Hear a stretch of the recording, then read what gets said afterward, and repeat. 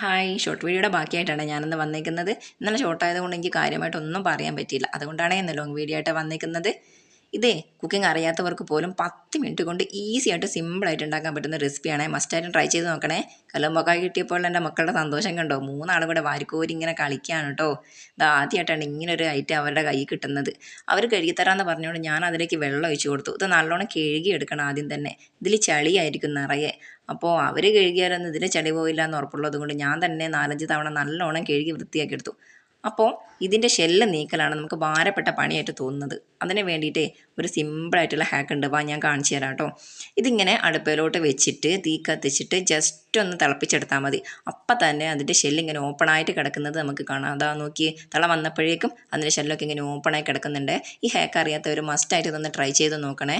ഇനിയിപ്പോൾ ഇത് പാത്രത്തിലോട്ടിട്ട് നമുക്ക് നുള്ളി എടുക്കണം. ഇനി സിമ്പിളായിട്ട് നുള്ളി എടുക്കാൻ പറ്റിയ മക്കൾ പറഞ്ഞു ഞങ്ങൾ തന്നെ ഇതൊക്കെ ചെയ്യാമെന്ന്.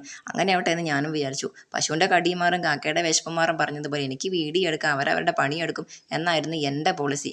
3 ആളും കൂടി നീയാണോ ഞാനാണോ കൂടുതൽ ഇങ്ങനെ നുള്ളി ഇടുന്നതെന്ന് ചോദിച്ചുകൊണ്ട് ഇങ്ങനെ പാത്രത്തിലോട്ട് ഇട്ടുകൊണ്ടിരിക്കുകയാണ് കേട്ടോ. അവർ കളിച്ചുകൊണ്ടിരിക്കുന്ന സമയത്ത് ഞാൻ അവിടെ നിന്ന് കൂട്ടിക്കൊണ്ട് വന്നതാണ്. ഇത് കണ്ടപ്പോൾ ഭയങ്കര ആവേശമായിരുന്നു. ഞങ്ങൾ നുള്ളിയിടാമെന്ന് പറഞ്ഞു.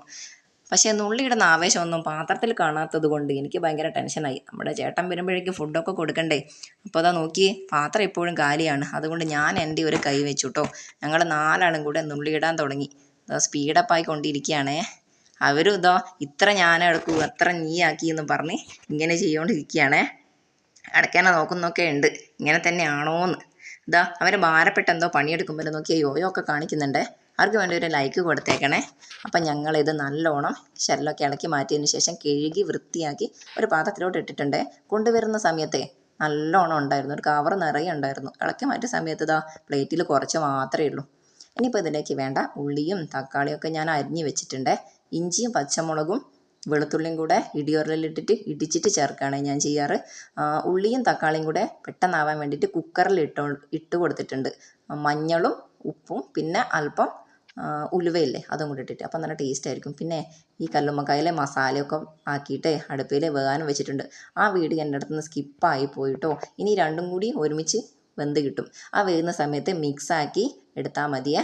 ഇതാ നമ്മുടെ ഫൈനൽ റിസൾട്ട് ഇങ്ങനെയായിരിക്കും കേട്ടോ. നല്ല അടിപൊളി ടേസ്റ്റാണ്, കാണാൻ തന്നെ നല്ല ഭംഗിയില്ലേ, നല്ല ടേസ്റ്റ് ആയിരിക്കും കേട്ടോ. ഇത് കഴിക്കാൻ വേണ്ടിയിട്ട് സിമ്പിളായിട്ട് ഉണ്ടാക്കാൻ പറ്റുന്നല്ലേ. നമുക്ക് പെട്ടെന്ന് കല്ലുമ്മക്കായൊക്കെ കിട്ടുന്ന സമയത്ത് ഈ ടിപ്പൊന്ന് പരീക്ഷിച്ച് നോക്കിയാൽ മതി. അപ്പോൾ നമ്മുടെ ചാനൽ എല്ലാവരും സബ്സ്ക്രൈബ് ചെയ്യാൻ മറക്കല്ലേ കേട്ടോ.